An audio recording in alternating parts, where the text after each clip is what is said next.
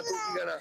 ਆ ਕਹਿੰਦੇ ਅੰਬ ਲੈਣੇ ਆ ਹੁਣ ਦੇਖਦੇ ਆ ਉਹ ਪਿੱਛੇ ਹੋ ਜਰਾ ਇਹਦੇ ਕੋਲ ਅਸੀਂ ਪੈਪ ਉਟਾਉਨੇ ਇੱਧਰ ਉਧਰ ਗਾ ਥੋੜਾ ਉਰੇ ਆ ਹਾਂ ਅੱਛਾ ਅੰਬ ਹੁਣ ਸਾਨੂੰ ਕੀ ਰੇਟ ਲਾਣੇ 350 ਦੇ 2 ਕਿਲੋ ਲਾਣਾਗੇ ਤੁਹਾਡੇ ਵਾਸਤੇ ਨਹੀਂ ਹੋਰ ਥੋੜਾ ਜਿਹਾ ਠੀਕ ਹੈ ਤੇ ਗੱਲ ਨਹੀਂ ਥੋੜਾ ਜਿਹਾ ਹੋਰ 300 ਰੇਟ ਉਹ ਸਾਰਨੀ ਹਾਂ 300 ਉਹ ਸਾਰਨੀ ਉਹ 200 ਦੀ ਕਰਦੀ ਹੈ 180 ਲਾ 180 ਦੀ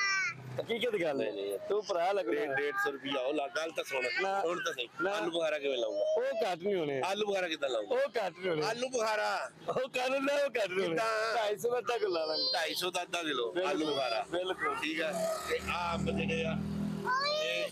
300 रुपए दे 2 किलो ये गए 300 रुपए दे 2 किलो ते 150 रुपए दे 1 किलो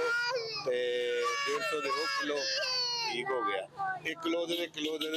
300 रुपये ही साढ़े को बचे होया ओके ओके जी हो गया अब और तेला एक एक बच्चे नु दे दे किलो 1 किलो नहीं होगी गल होना